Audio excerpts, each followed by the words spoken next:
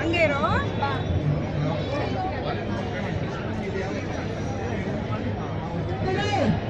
ನಮ್ಮ ಯಜಮಾನ್ರ ರಾಜೇಶ್ವರ ಶೆಟ್ಟಿ ಅಂತ ಮತ್ತೆ ನಮ್ಮ ಮದುವೆ 2 ವರ್ಷ ಆಗಿದೆ.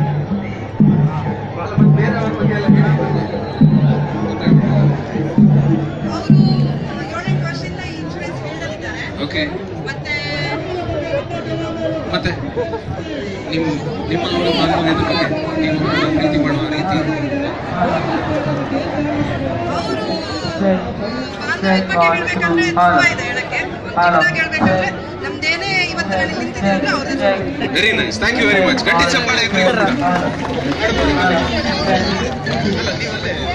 ಮತ್ತೆ ಇಲ್ಲೇ ಆಮೇಲೆ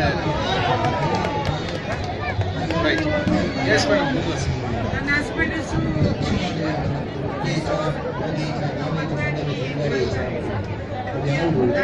ಕೆಲವರಿಗೆ ನೃತ್ಯ ನಾಚಿಕೆ ಇರುವುದಿಲ್ಲ, ನಾಚಿಕೆ ಇರಬಾರ್ದು. ನೃತ್ಯ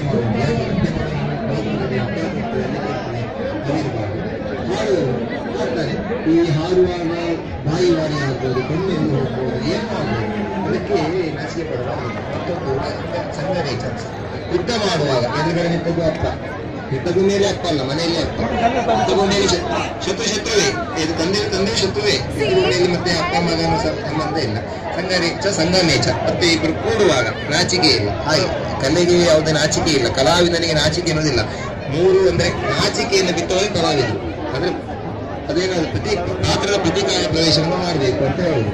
ಸಾಂಪ್ರದಾಯಿಕ ಶೈಲಿ ಇತ್ತು. ಗೋಡೆಯವರು, ಚಿಟ್ಟಾಣಿಯವರು, ಹೇಗೆ ಸ್ವಲ್ಪ ಹೆಗಡೆಯವರು, ಮಾಮಲೆಯವರು.